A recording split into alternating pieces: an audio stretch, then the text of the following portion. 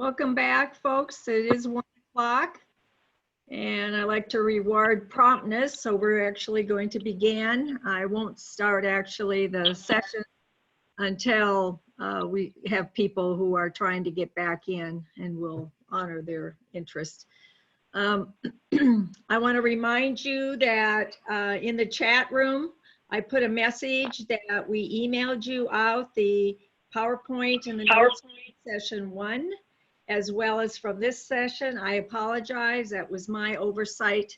I did not think about it, and I should have, so all I can say is I'm sorry, and it won't happen for the others.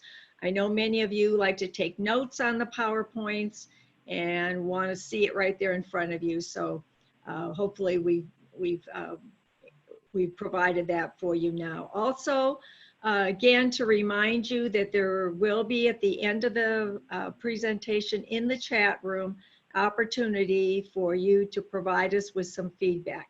That's really important, and I think if nothing else that we've demonstrated in the chat room that we are trying to address your needs, and together we can have a winning program. But we need your help and we need your patience.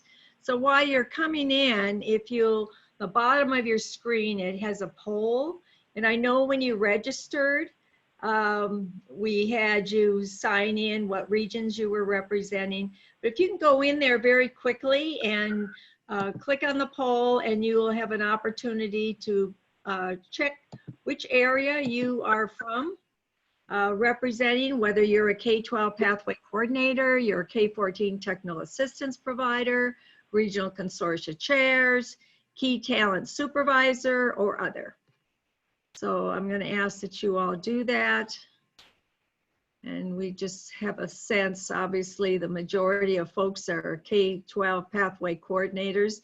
I did receive an email this morning that 35 of the 72 K-12 pathway coordinators have been hired, which is very exciting for me. My goal was we'd have about half of them on at this time, and it looks like we have almost achieved that. And we are halfway with the K-14 technical assistance providers, and in those regions where there is no K-14 TAP, the regional consortia chair is providing that leadership and coordination.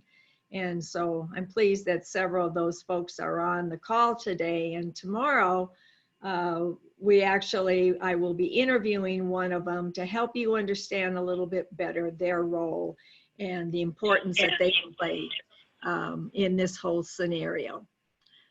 So looks very good. If you just joined, I asked folks to go into the poll room and to click on the category that they best represent. It looks like we have a number of other folks. This was not a closed webinar. We opened it to people who were interested, and looks like we have a number of folks that fit into that category, which is great. And we're happy to have you on board, and hope that you can find it a learning experience.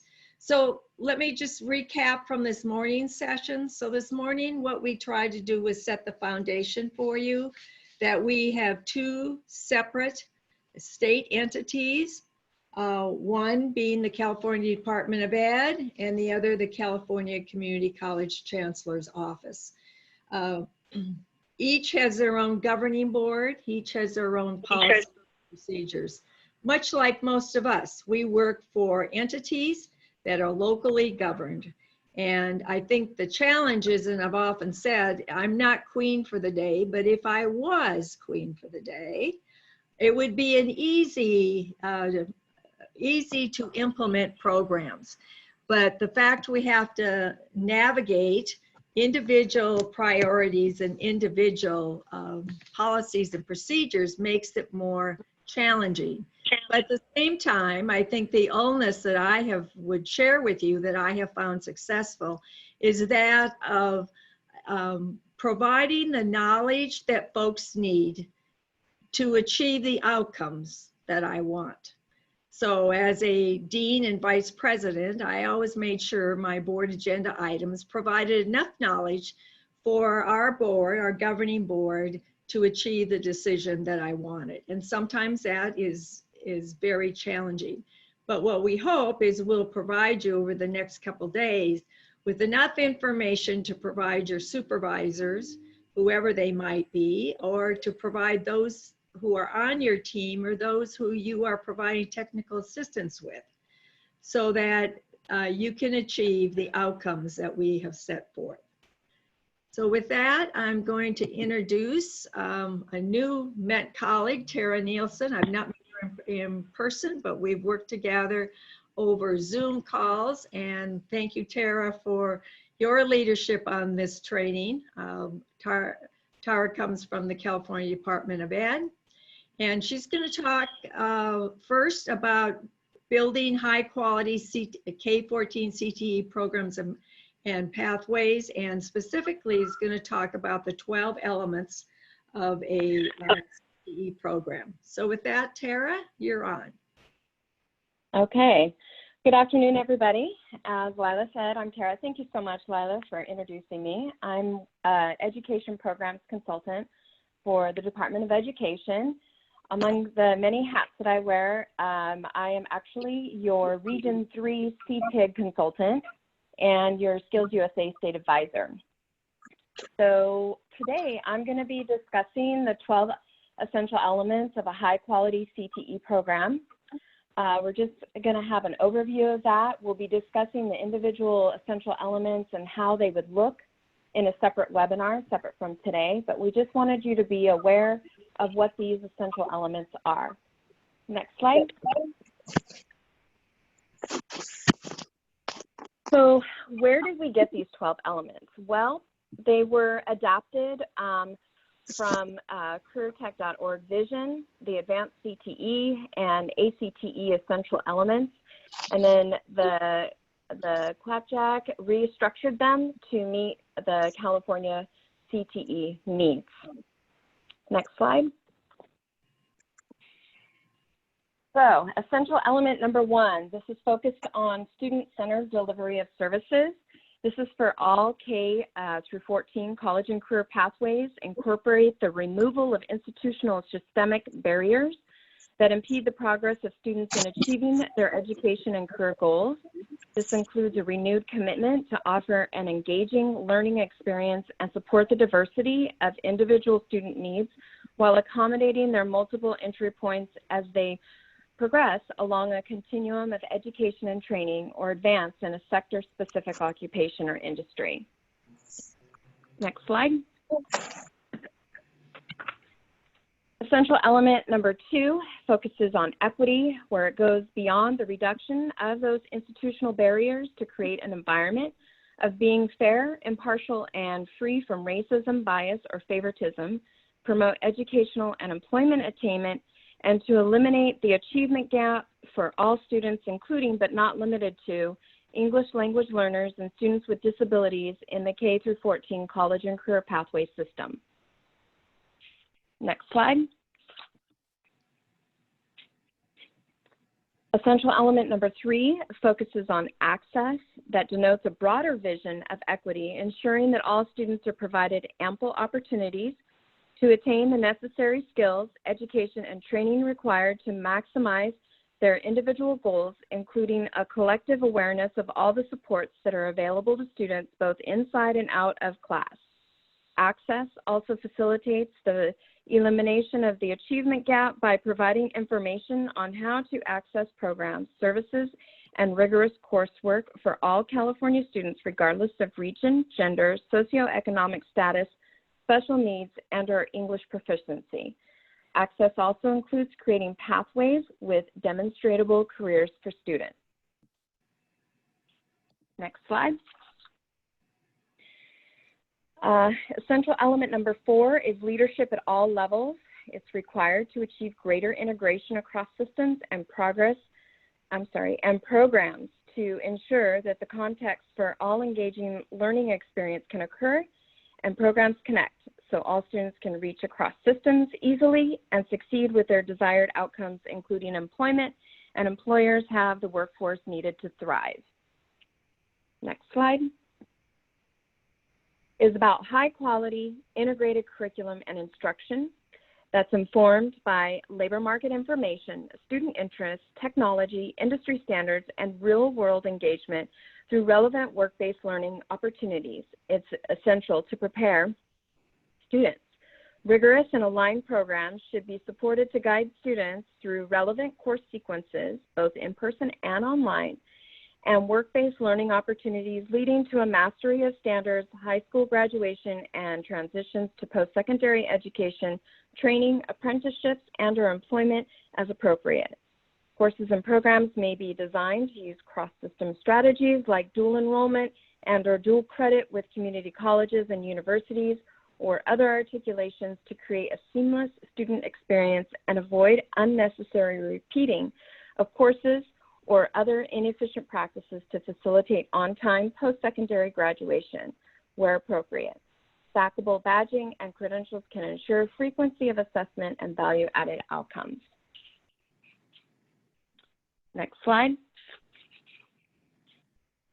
Essential element number 6 talks about skilled instruction and educational leadership informed by professional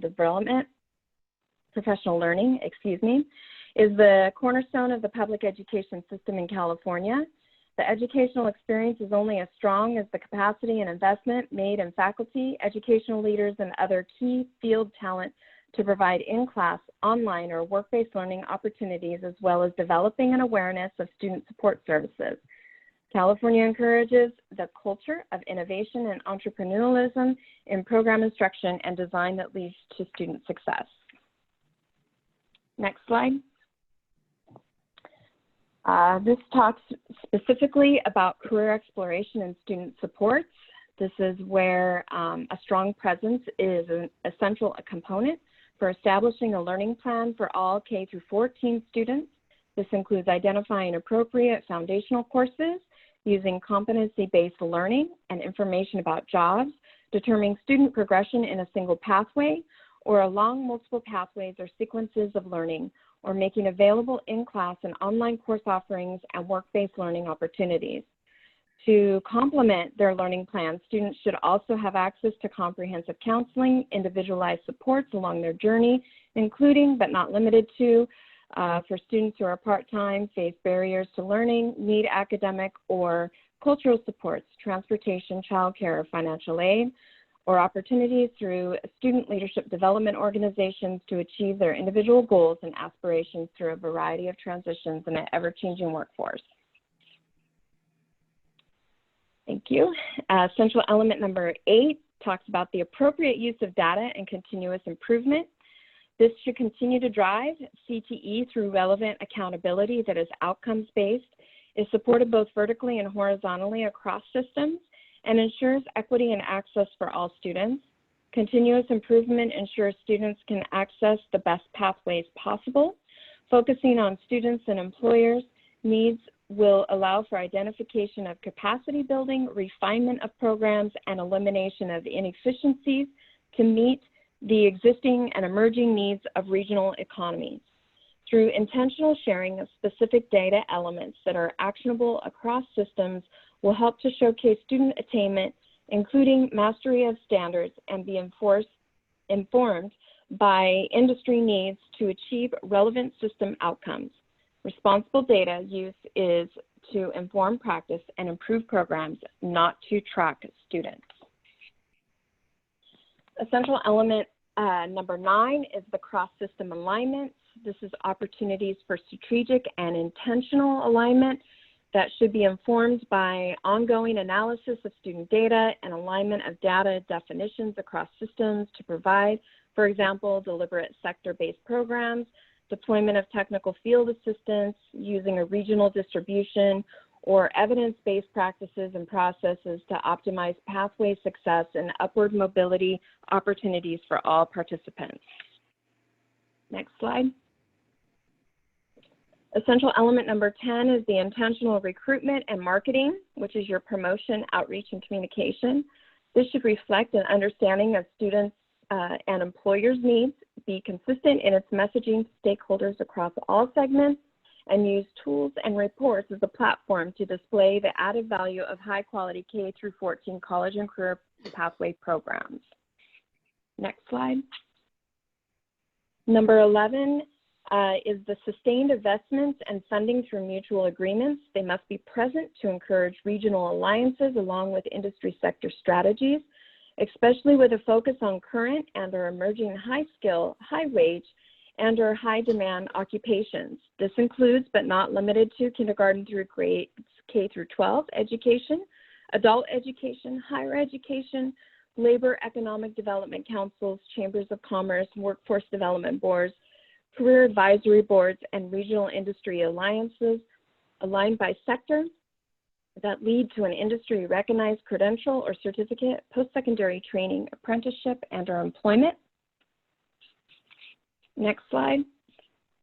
An essential element, number 12, is having those strong partnerships with the industry, and appropriate employers must be developed to inform and improve CTE program design, instruction, and work-based learning activities, as well as ensure that the career pathway programs in all grade levels, organizations, and apprenticeship programs continue to meet the workforce demands. So again, this is just a highlighted version of what these essential elements are. This is what is going to replace the 11 essential elements, I guess, if you will. They're actually kind of the same thing. They've just been expanded a little bit more when it comes to CTIG. But overall, you are going to see this as the essential elements for all CTE programs, whether they're state or federal, that we want this high quality CTE program to be out there existing with our LEAs. So right now, CDE is working on an evaluation tool, if you will, or a way to measure where the LEAs are at, so that they can get their program where it needs to be to have all of these elements working really well for them. So that's it for me. I'm going to take this over to Lyla unless there's any questions. There is a couple. Let me just pause a moment, Tara. Okay. The question, or the statement question is, so these 12 are now going to replace the existing 11 from now on. Will we use these for the next evaluation report? We are working on that right now. Are we talking about the CTIG application? Is that what we're talking about? I don't know. I just read you the question. Okay. That's what we're working on right now. We just wanted you to actually be aware that these essential elements are coming down, and that it may be a few more months before they're finalized and gotten out there, but we wanted you to know what these were so that you knew what to be starting to work for as we figure out what we're going to do. This whole COVID situation has unfortunately kind of delayed some of our processes, but that's okay. Because we're still letting you know what's going on so that you can better prepare. We actually want you to start using these, yes, when you are working with your different partners and getting their pathways going and what have you, and establishing their programs and enhancing their programs. Thank you. And another question's been raised is about what's a timeline for when tools will be ready to be to use to gather the data. And that webinar actually is on day 3, so stay tuned. Yeah. And also, will they be adopted by the Strong Workforce Program? Again, in webinar on the 3rd day, we will, as we talk about data, we will talk about the Strong Workforce Program data in specifics, as well as that which is collected by the CTAG. And then there's another question about... Lyla, I think they were asking if the elements were going to be used, not the data. Was it the elements or the data? Yes. No, I think so, the question is, well, the question says, will this also be adopted by Strong Workforce Program? And I will actually be talking about that in a minute, show how it aligns. And then the question is about a program of study in a CTE pathway in K-12 that articulates or dual enrolls into a community college. And we will, again, I will be talking about that in the next session. So I think that's a great segue into my portion, which is one of the favorite things I love to talk about, which is what is the components of a K-12 career pathways and programs. So next slide, please. So the Strong Workforce Program has defined career pathways, a framework for connecting a series of educational courses with work-based learning, support services to prepare a student for entry employment into an identified industry sector. So just pause with me for a moment and think about that. This really is nothing new. It encapsulates all the information from the elements that you just heard. It's just concise in a simple sentence. But as we break it down, I think the important thing is what are those essential components? It's interesting because our discussion today is not a new one. We have talked about career pathways, programs of study, alignments for years. My first recollection actually is in 1988 when I first began at the community college in education and saw the alignment between the community college and ROPs. And we actually met. My boss took me once to a meeting and we met to discuss aligning our programs. And so we then subsequently had tech prep, 2 + 2 + 2. Many of you worked on those projects and you're very familiar with that. Then we transitioned into school to work. Many of you participated in that. Most recently, the Perkins set-aside of CTE transitions. 5 years ago, the legislature rolled out dollars for SB 1070, career pathway grants, and the community colleges, and actually I was a leader in the LA ring colleges, which are those colleges outside of LA County, and provided the leadership in which we developed regional policies and procedures for LA County in concert with my colleague, Dr. Laura Cantu, who led the LA Community College District. And then knowing that funding was going away and the strong workforce was then on the horizon, we then have strong workforce programs. And the third day, I will share with you an exemplar program, which we have in LA County, which I believe demonstrates to you what the potential is, what we can do when we work together and put in place strong career pathways for our students and the outcomes we can achieve. Next slide, please. So I want to just highlight for you, as I see it, the components of a career pathway. And what I did, I put in blue the elements that Tara just spoke to. It begins in high school. In my mind, that beginning in high school is critical. It needs to be planned, it needs to be purposeful, it needs to be available to every student. And one of the things that I have learned is that many times we prejudge who this information and who should enroll in career tech ed. We have worked very aggressively in LA County to educate our counselors and to encourage them to be part of our team as we implemented the career pathways. Most of us had an experience in which much of what we know today, and I'm reminded of my husband who loves to do a lecture. He has a doctorate in biochemistry, but his lecture topic is everything I learned in shop. And so we know that career tech ed truly can be a foundation. And by incorporating it so that it includes every student, we will provide them with an opportunity. But it's not just the career ed courses, it also includes career exploration. I have a phrase that goes, you don't know what you don't know. I don't know about a career path unless I'm exposed to it. I live next door to it. I run into it in a service.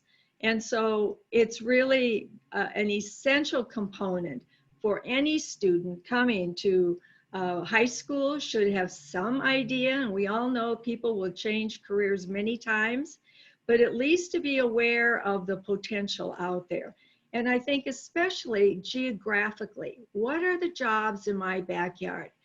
I may not choose to move. So what are the opportunities that I have here? So it really needs to be a regional career exploration as well as a statewide and even national. But I think our obligation as a community college is to serve our community, and as a high school district to serve the region in which you support those students. Strong academic preparation. I just can't stress that enough. Every student coming out of high school should be college ready. And one of the projects that I'm the most proud of is actually a dual enrollment project that I had a grant for and implemented at Rio Hondo College. We recruited students in their sophomore year. We helped them review for our assessment test, but you know what we found? They were all college ready. And I think what I've learned is that in much of our academic courses, when we lower that expectation and we assume people aren't going to college, then our students check out on us. And unfortunately, what happens is that then by the time they're seniors, they forgot what they learned as a freshman or a sophomore, or even as a junior. And then they come to the college and they need to remediate. Over half of our students who come to the community college spend the major portion of their year remediating. And that's not very exciting. And then what happens? They drop out. So we all have a challenge in helping our students to be college ready and then to be able to move onto a career path where they have a goal that they've set and an expectation. Career Technical Ed. The Strong Workforce Program specifies 2 courses or 300 hours in the same sector that aligns with post-secondary education programs. This is one of the challenges I think we're faced with. Many of us offer what I call a buffet. We have a little career ad here and a little career ad there, but not necessarily in alignment with the local community college. Now, granted, many of our community colleges don't offer all the programs, but then we need to look at opportunities of how we could maybe offer courses through dual enrollment or through articulation. I'm going to talk about that in a minute, how we can go about doing that. But I think we have an obligation to look at every career ed course we're teaching. And is there that in alignment? And most importantly, does it lead to a job? Work-based learning. I can't say enough about the importance of work-based learning. For many of us, that's how we learned. That's how we remember. You know, you hear a lecture, and my husband and I were just talking the other day about who was the most significant instructor that they had in their elementary, middle school, high school, or even college. And both of us came to the conclusion that it involved not only hearing, but doing. And when we had that opportunity to combine those skills. So when we talk about work-based learning, I'll talk about it a little bit later, I want to define it for you because it's not just internships.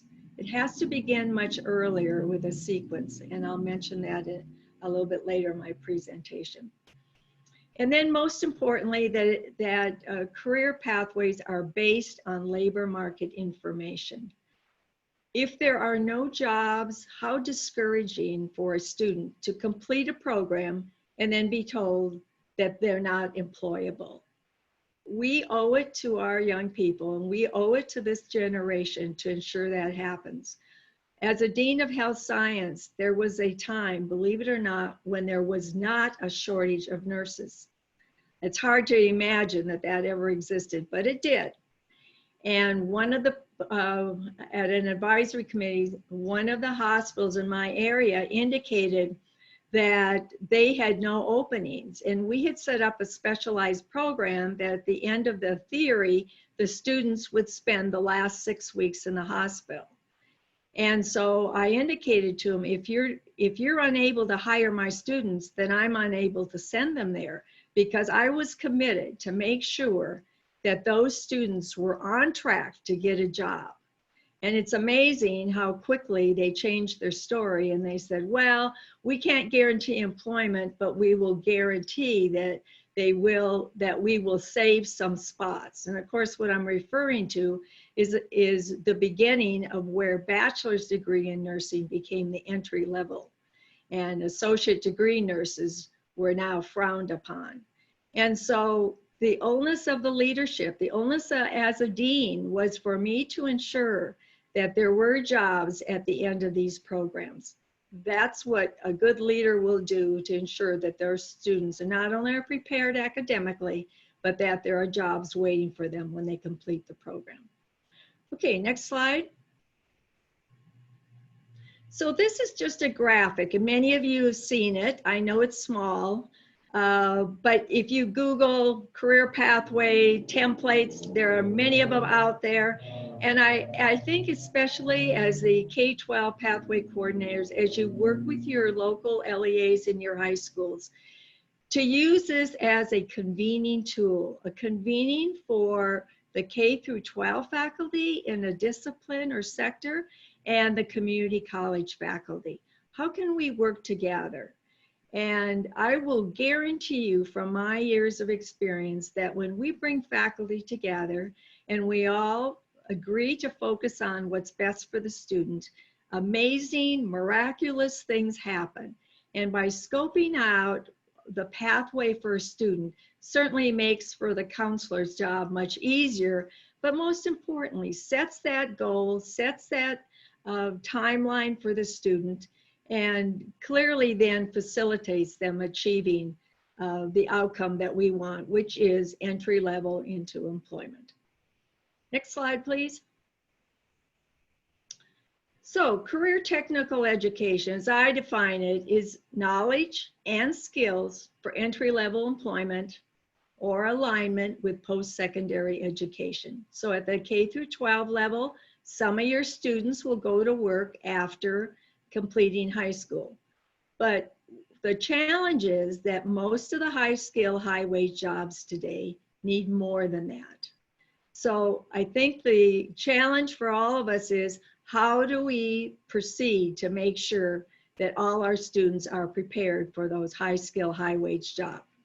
So when we talk about bringing faculty together and working together, sometimes we agree that there will simply be an alignment. And let me give you an example. There's a prereq to an EMT course called Emergency Medical Response. And that's the standard of practice. And then the student, once they pass that, can then go on to become an EMT, which also has a certification. Healthcare is a great example to use because we have some outside agencies that help us on these requirements, but that would be an alignment. Let's say the high school, you offer the emergency medical management course, and the community college offered the EMT. And so that will simply be an alignment where just one course butts up to the other, meets the prerequisite, and the student is ready to transition on. The other way is through articulation agreements. And I'm going to speak in detail a little more because I want to empower you with the knowledge so that when folks say to you, no, we can't articulate this course, don't take no for an answer. You might settle on alignment, but don't go away and just be discouraged. I want to give you information on how this can happen. And I've had years of experience of doing this, in which, again, is very exciting to see faculty working together and achieving an outcome. And the third way is with dual enrollment offerings. And I'm going to talk about that a little more later also. But Career Tech Ed can prepare for industry, license, certification. It may just give an AA degree, but where there are industry licenses and certification, I think it's essential that they be embedded into this course offering so that we make our students as marketable as possible. And of course, Career Tech Ed is based on labor market data. What jobs are available, and I've specified in the community. I sat through a presentation that Rachel from West Ed and her colleague presented, in which they had done some mapping in one of the regions of the labor market, and then how to align your career pathways to it. It's a great presentation, and I just wanted to make that shout out to them because I think it brings back to relevance the importance of looking at the jobs that are available.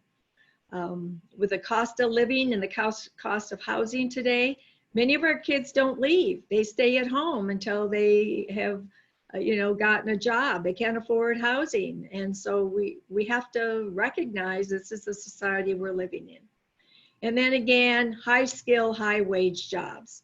So let me just talk about that for a minute, because I think sometimes we misinterpret. So we know that a preschool teacher is not it's high skill to work with preschoolers, God bless them.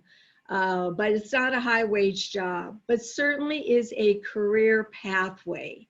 And I think I'm reminded of a student once in our nursing program. I used to meet with our students on a monthly basis to get feedback. And I was trying to determine if we should have one prerequisite in the sciences over another. And the student said to me, Dr. Eddington, just tell us what course to take. And I think sometimes as educators, we don't realize the power we have. And when we provide for our students a career pathway with the encouragement to go on and on and on and get as high an education as possible, I think that's a real opportunity for us. And for many of them, they will take advantage of it. Next slide. So let's talk about articulation of courses. It's a planned process that links two or more educational institutions together to facilitate a smooth transition for students to move from one course, program, or educational level to the next. And I think the most significant word in my mind is smooth transition, because unfortunately, sometimes we just make it so hard for our students and they just kind of give up. So the mechanism that we use for granting credit is called credit by exam. And there is a Title V requirement, and I've listed the sections, and it spells out how we can grant credit for learning that meets the same academic rigor as in the college level course. It is not taking a high school course and giving college credit for. It is taking a course that meets the same academic rigor, simply offered during the high school years. And here's the challenge. It's bullet number 2, faculty to faculty agreement on content. But I would submit to you that when I have brought faculty and faculty together from the high school and the community college, I'm amazed how quickly they can learn from each other, come to agreement, and build courses where articulation is not only possible, but successful. And the one thing I've learned is that everyone wants students to succeed. They don't want their students to fail when they come to the community college. High school faculty are probably more passionate, from my experience, than even community college faculty. And so we need to recognize that. But we also need to ask the question, what skills are needed? Will they have a demonstration? Will they have a portfolio? Will there be a test? What is the process they're going to follow? And it is faculty to faculty agreeing. It can be the final exam that the high school teacher gives that the college faculty signs off on and says, yes, this will meet the criteria. So I just can't emphasize enough the importance of bringing faculty together in this endeavor. Now, sometimes I used to be called the queen of stipends, and I probably was, because I would pay a small stipend to faculty for these meetings. And sometimes I'd get in arguments with other administrators who say, Lyla, you can't pay them to do it. It's part of their contract. And I remind them that the English teachers aren't coming together to articulate courses. The math teachers aren't usually coming together and doing this work. So therefore, we need to make sure that where we ask for additional efforts, that we compensate them. And I would never compensate until the work was done. And heretofore, I've yet to ever have paid somebody who didn't do anything, but also to have achieved wonderful outcomes. So the articulation agreement also needs to specify the conditions for awarding of the credit. In other words, if it's a specialized test that's taken in a separate setting, if it is a portfolio, whatever it is that's required, that needs to be specified. So turn to the next slide. And here's a website, statewidecareerpathways.org. Some of you are familiar with this. This is an effort led by the California Statewide Academic Senate, faculty to faculty, who got together and developed templates in almost every area of career tech ed. I checked just yesterday to make sure it was still up there. So if it's down today, I'm sorry, but it was there yesterday, in which you will find the course title and the description for each one of the courses that can be articulated. And this was a statewide effort that came together, a very exciting initiative. It lists prerequisites, might be age. There are courses that you have to be 18 years or older because embedded in it is a certification. And therefore you have to meet an age requirement or the level of education. It lists out the course content, maybe a dozen topics. It lists competencies and skills requirements. It lists the measurement methods, such as sometimes it may take an industry certification. A good example would be a CNA. And if they have a state license, or state certification, not license, state certification, they can move to into an LVN program, or an LVN who has a license that can move into an RN program.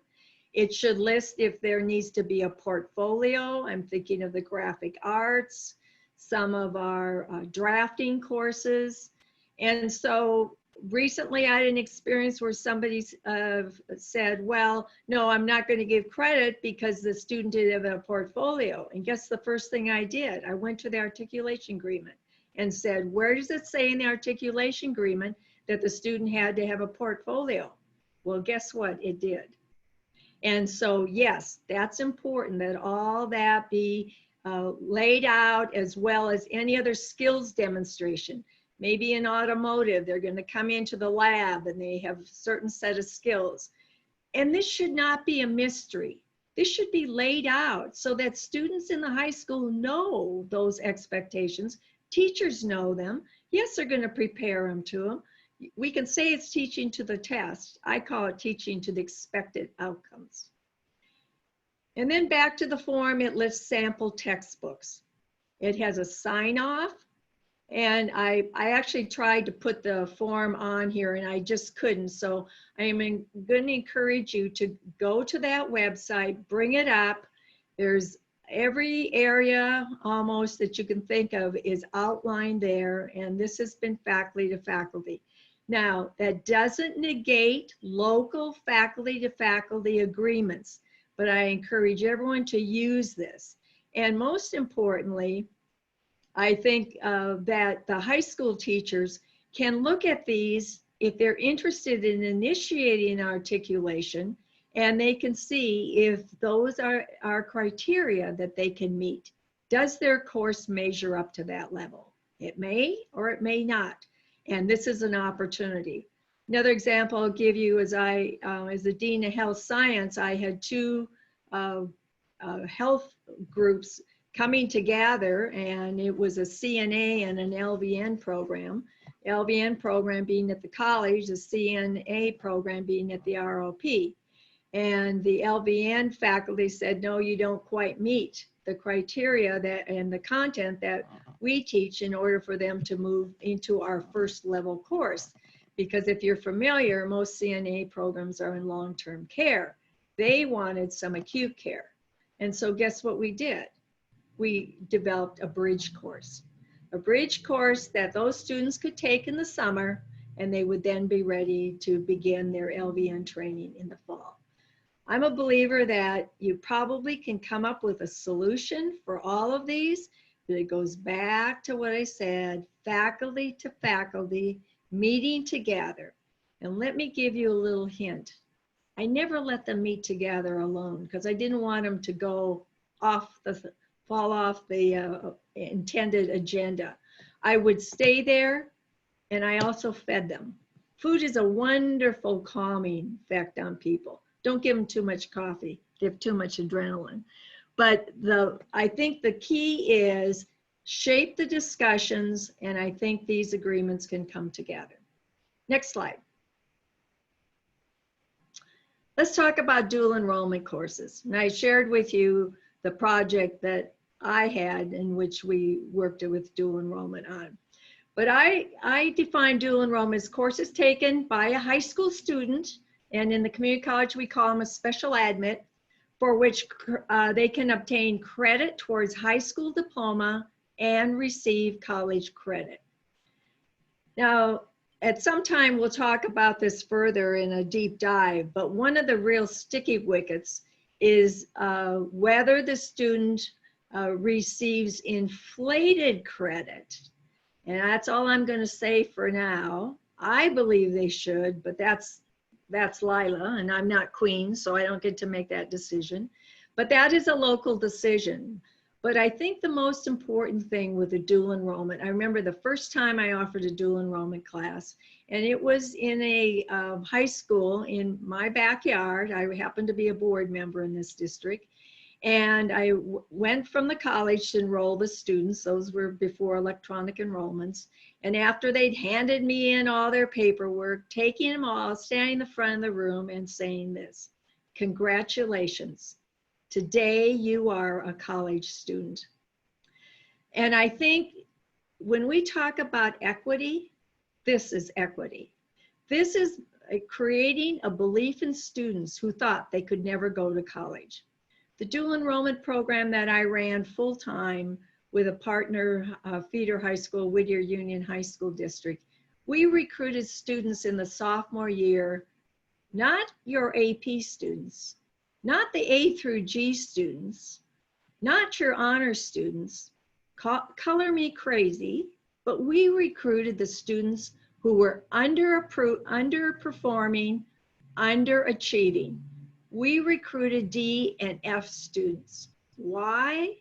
Because I believe that if we challenge students, they could learn. And guess what? They did. We had 100 students a year. We had 100% retention, semester after semester. I had one staff person. So I became a believer very quickly in the power of dual enrollment. We really have two terms, and I want to throw them out, and we tend to use them interchangeably, but I call concurrent enrollments when a student enrolls independently in a college course. And that's often students in the summertime will come up to a college. Their parents want to keep them engaged. They may work on a few of the general ed courses, or they may take a course at night. I know my own children did that, and they were what we call concurrently enrolled. But most importantly is that they have to meet the college criteria. Remember, it's like we're a visitor. I may not like the rules, but I have to live by them. So they have to have permission from the parent, they have to have permission from the school. Yes, we have certain cap on the number of students who can come to the community college in those situations, but we have to make sure, again, that the student can benefit from the learning. Dual enrollment, then, I've coined that, I've used that phrase for a cohort of students who enrolls in a college course using the new legislation passed in 2015, AB 288, or offered as a non-AB 288, and following those guidelines. So let's separate them out, and let me just talk about them for a moment. AB 288 was allowed to allow us to offer dual enrollment during the school day. And it allows both the high school and the community college to collect their funding. So the high school doesn't give up any of their apportionment, which is important for them. And the community college collects apportionment on that college course taught by a college faculty or a high school faculty who meets the minimum qualifications. And that's another hotbed, isn't it? So, and I think the important thing is to recognize these are the rules and regulations, and we all have to live by them. I've listed out for you the Title V sections that address the dual enrollment, but I want to speak briefly about the non-AB 288 guidelines, because I think this is sometimes overlooked. The non-AB 288 guidelines allow us to offer a class either by the students coming up to our campus as a cohort, or us going down there outside of the regular school day. So it could be an evening, late afternoon, it could be weekends, it could be any time. Now, it's not that easy because we have to go through all the approval forms. We have to have an MOU between the community college and the K through 12 district who's offering this dual enrollment, but certainly very achievable. And on Wednesday, one of the last presentations, when I share the project that we've done in LA, you'll see the tremendous growth we've had in dual enrollment as we really work to ramp that up to be an integral part of our career pathways.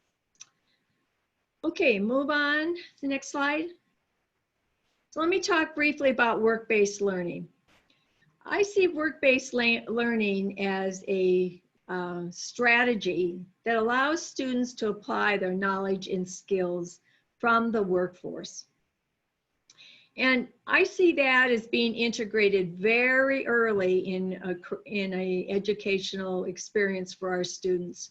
It can be as early as something they write in middle school, even in elementary school. I know I've gone to the elementary schools and spoken as a parent and a nurse and a teacher, and helping students to become aware. This is a great career exploration. Taking your child to work, going on field trips, all those kinds of things in which we allow students to see that the types of work and jobs out there, especially in their community. It contextualizes theory, and the way it does that is it helps a student to understand why they need to understand those concepts. As a dean of health science, I remember meeting with our science faculty, and our chemistry professor said, you know, they have a real hard time with understanding why I'm making them learn all this information about the chemicals. And we said, well, how about if we provide you with some IV bags of fluid so they see the different kinds of IV fluids, and then you can use that to stem your teaching from.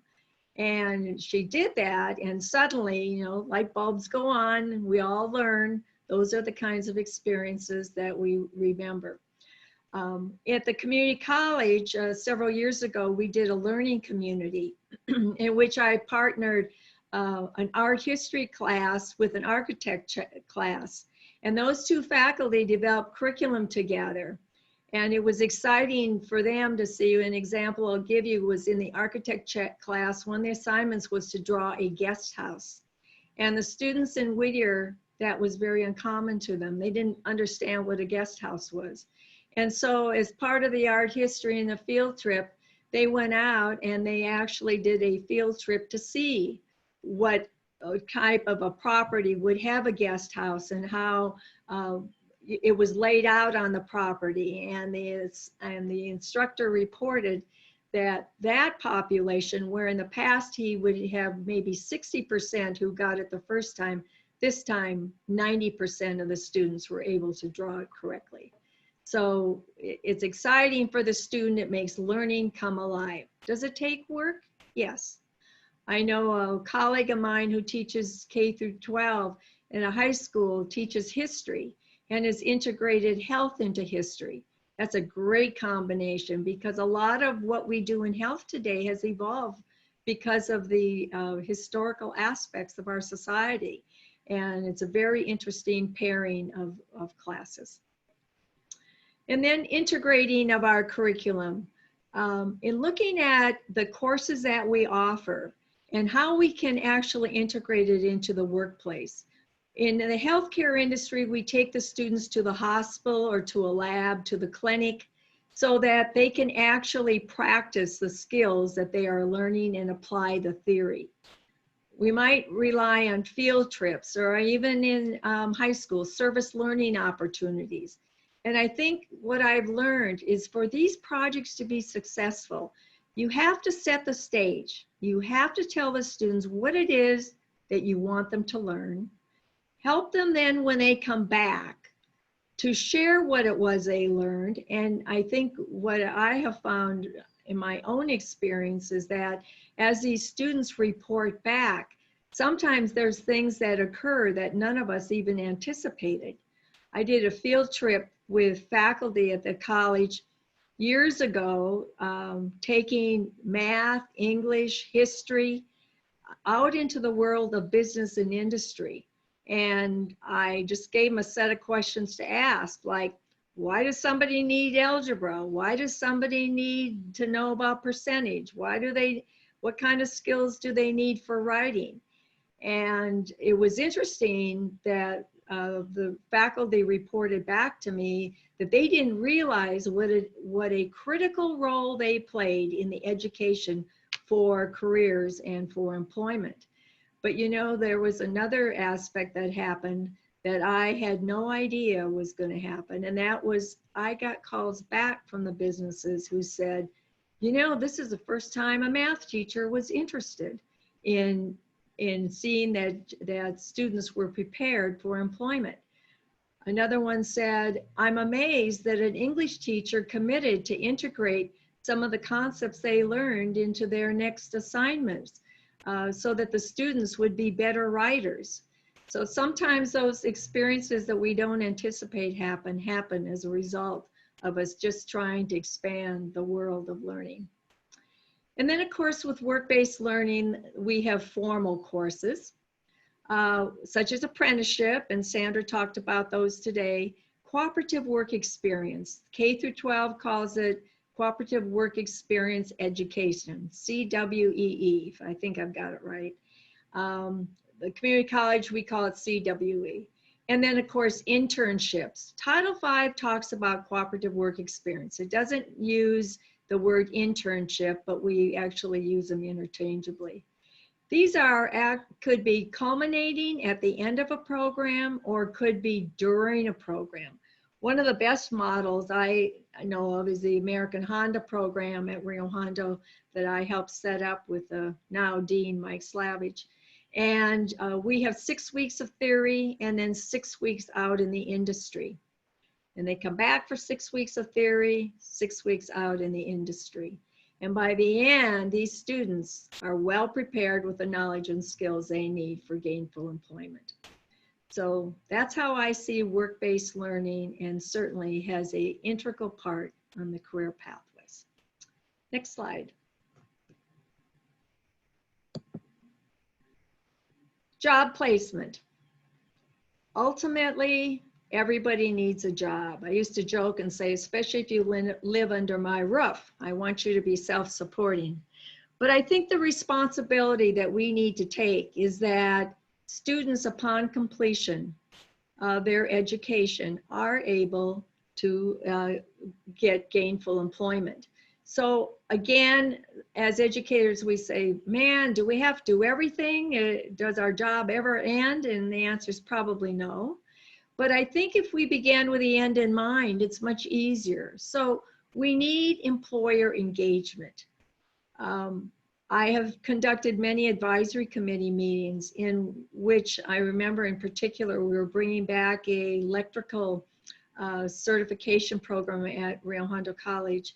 And my colleague and I said, well, do we need to hire full-time faculty to help us? And I said, no, let's see if we can't get an industry advisory committee to come in and help us. Let's take what's currently on the books. Let's send it out ahead of time, hope they'll read it, and then let's have a discussion as to what is the list of skills that they want. And at the end of the meeting, we looked at each other in shock that we had clearly defined knowledge and skills that employers needed.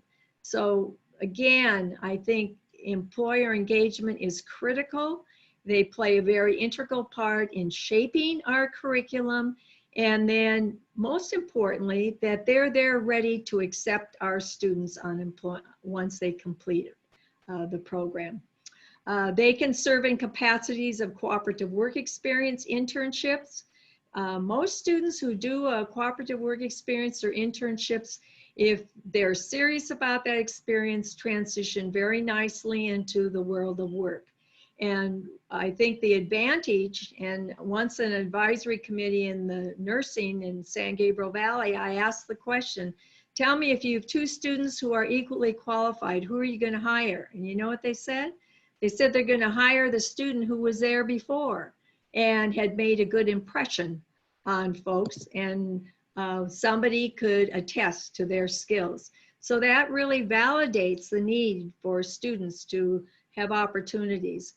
Preceptor program is what we call in the healthcare industry. Actually, I helped, believe it or not, establish a preceptor program here in California. It was funded by the Kellogg Company, you know, the cereal people. And what we developed was at the end of the nursing program, the students would then take all their knowledge and skills and they would work in the hospital with an assigned nurse for 6 weeks. So now the instructor's role changed. It changed to one of working with the employer to help them to take over the responsibilities of instructor and evaluator. And so we provided training, but it was an awesome program and certainly decreased the amount of orientation that our students needed to go to work after this experience. And then last but not least is a formal apprenticeship program. Let me just say a word. I actually, during my career, have had responsibility, probably for most of the career tech ed programs, but at one point I did have experience in an apprenticeship program, providing direction for a number of programs that Rio Hondo College ran. And these, I think, are a great match for many of our students. And again, by beginning in high school, with those prereqs, working with those unions and the apprenticeship programs on how you can prepare the students so upon completion of high school, they're ready to transition into these programs is a real asset for these students. And I think we don't do enough in this area, and sometimes we actually sell ourselves short that many of our students probably are not capable to get into these fields. They are high skill, high wage jobs and are a perfect match for some of our students, and we need to encourage more of them to go into this. Okay, next slide. So I set the bar high. Here's the bar I want to set for all of you. This young man, and a shout out to Pleasanton High School, or Foothill High School in Pleasanton, California, in the Bay Area. His name is Nathan Williams. When he graduated from high school, here's what his resume looks like. 3/4 units of business by credit by exam, offered through the local ROP. He had 3/4 units of cooperative work experience, again, credit by exam. He had 9/4 units of non-CTE credit by exam. He had 36/4 units of AP classes. He met all the A through G requirements. He had a California bilingual Spanish certification. He played basketball on swim team, water polo, and he was co-captain. He was in the Nationals for We the People. He was the DECA Student of the Year. And he entered Cal Poly San Luis Obispo as a sophomore because of what he brought with him. Now, That's to me the benchmark. He's my poster boy. I hope that through this training of the next few days, that you will be motivated to replicate the Nathan Williams so that every one of our students has an exposure to CTE, has an exposure to cooperative work experience, takes dual enrollment classes, AP classes, whatever we can offer and fit into their schedule, and yet is successful and completes, and now goes to the school of his choice. Nathan applied to a number of schools. I didn't think he'd pick San Luis Obispo, but he did. And it was because, I think he said something about the beach for whatever reason. But he obtained an ability to get into the UC system. He was accepted into as a direct admit into the business schools of several of prestigious colleges. So he prepared himself well. Granted, I'm going to take a little credit because he's my grandson. So certainly he had some guidance from myself, from his parents, his other grandparents, and we're very proud of him. But I want to encourage you to set the bar high. A coach one day shared a story with me of a track team. He said, when the track team came out, he said, okay, so here's the level we're going to put for our training. I want you to make sure that you practice, and this will be the goal that we will have for our team. Now, I'll be reasonable, and I'm going to start that goal at this level, but I expect you to get to a 10 by the end. And so we agreed to start at a 2, and everybody said, fine, they dismissed, and they went on, and the next day came back, and guess what? The bar was at 5. And what happened? Everyone said, wait a minute. You said it was only going to be at a 2. Now we're at a 5. You didn't stick to your word. And he said, tell you what, I think you can do it. Let's do it. They all did it. And did they end at a 10? Nope. They ended at a 15. Why? Because we started the bar high. And that's what we need to do with career technical ed, I believe, in the state of California. So that completes my portion for today. I know there's a lot of questions and comments in here. Let me just quickly look if there's something. Oh, here's one of my favorite. One huge problem with articulation is that there is not one process for all community college. And are you right? You are absolutely right. Articulation is relationship building. And you know what? I don't like everyone in this world. I don't think any of you do. And it's tough to build relationships. But remember what I said, put the student first. I'll do it for the student. That's who I'm passionate about, and that's who I need to work with. We're trying to do some regional activities, and I'll tell you one of the big success stories in LA County was that we required 12 units of residency in order for students to receive credit.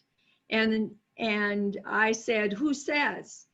Fact is, my whole career I've been saying, show me in the ed code it says that. Show me where it says I have to do it.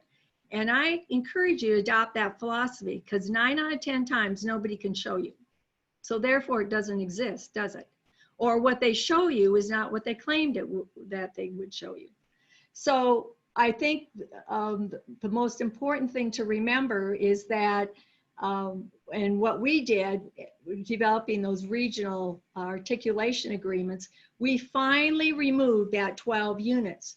Because in the Title V, it said the student must be in good standing.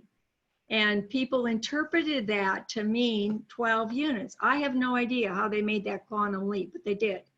And what it meant was that the student was registered. You can't give units if you don't have a transcript.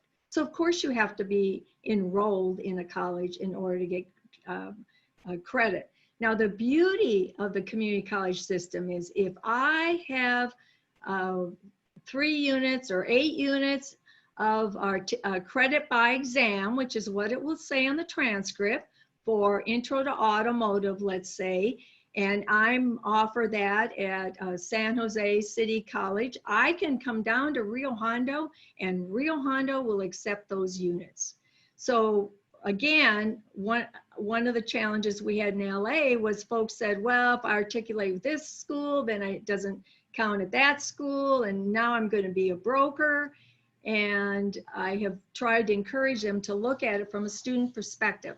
Yeah, you might give a few extra units, but think about it. Think about the day I stood in front of a classroom and said, today you are a college student. Today you are enrolled. Now the next success for you is that you need to earn the credit, pass the course, and get these units posted on your transcript. So it is a challenging process. I know that, and nobody said it would be easy.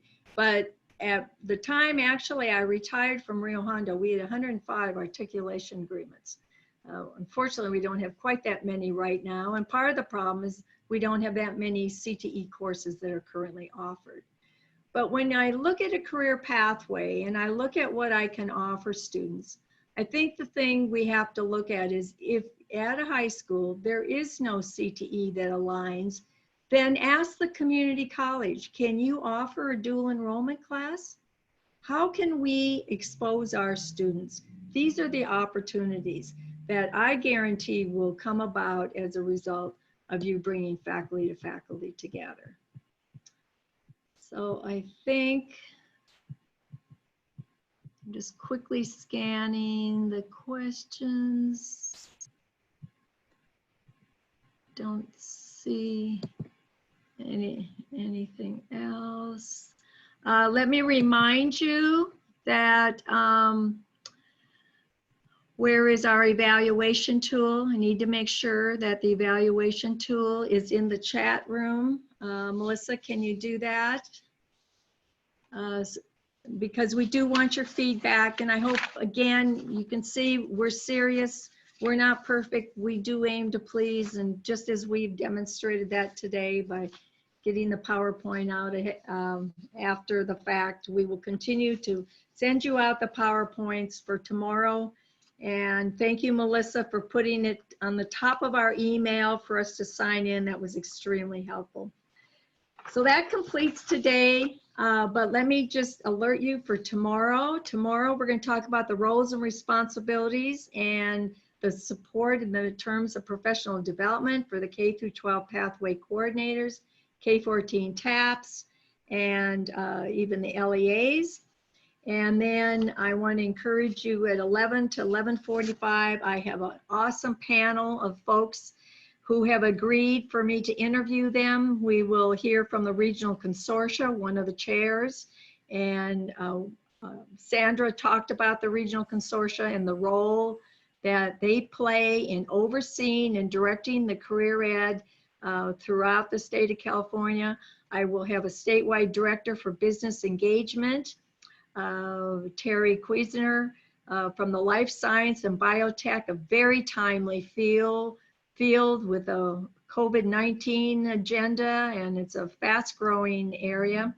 A regional director for business engagement, I have Katie Michener, who will talk about advanced transportation and logistics. I've worked with Katie a great deal in LA County, and she's a great asset to us.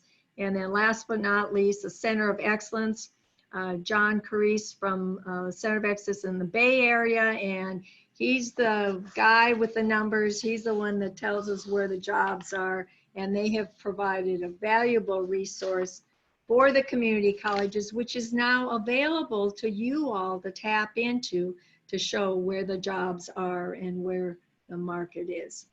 So with that, if you have other questions, if you enter them in the chat, I will review them. And if there's a simple answer, I will provide it to you tomorrow at the beginning. Otherwise, again, the Survey Monkey is up in the chat room. Please make sure that you provide us some feedback. And with that, It's 2:15, 15 minutes early. Nobody should complain to be let out early, right? But that's about all you can absorb, I know. So thank you all for hanging in there with us today. I think we're off to a good start, and I look forward to talking with you tomorrow.